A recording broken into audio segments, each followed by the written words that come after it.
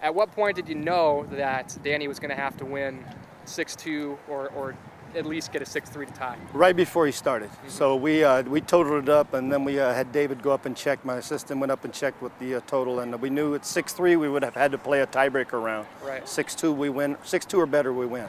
Right. So. Was it true you told Danny that you had to win 6-0? I did not tell Danny anything until he got to 4-1. And at 4-1 I went out because I saw he was cramping up a little bit.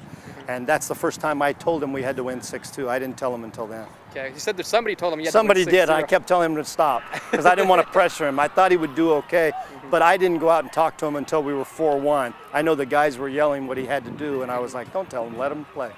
How bad were the cramps? Has he had problems with that all year? Well, no, he hasn't had problems at all. He had 101 fever. He didn't even go to school yesterday. Oh, wow. He was dehydrated, and he got sick Monday night, Memorial night, and so he was in bed until today.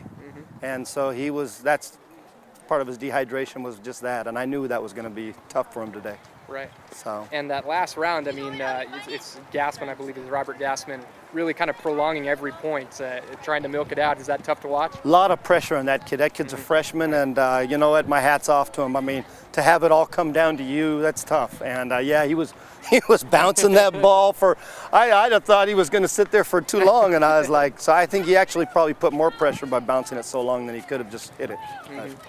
And obviously, your emotional leaders on this team, Ramon Soto, your son, how big are they in a match like that, being able to keep a guy emotionally charged? Huge. I know they kept Danny pumped up.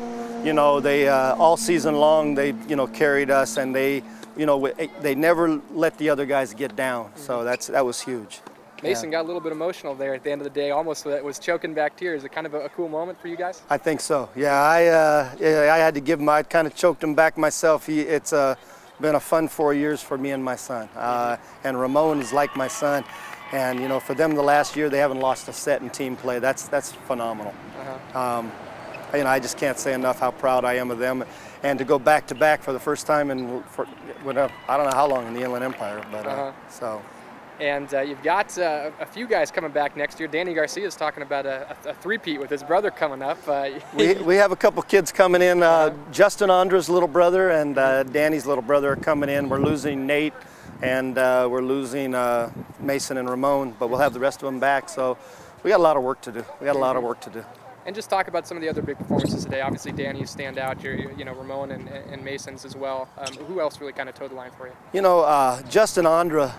He in that first round, Justin Andra lost in a tiebreaker to that kid. But you think back to that tiebreaker versus losing by 2 games, there's the match.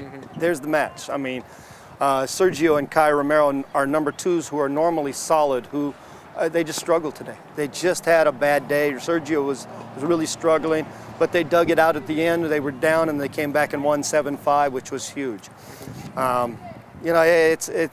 And then, our number 3 doubles coming through with a win, and Ronnie Halabi, our number 3. So it was just like last year in the sense that everybody contributed and at least got a set. And, to win the CIF title, everybody's got to contribute. That's what I told the boys today. We did it in a little bit funny places, but everybody contributed, which they got to go home and feel really good about themselves.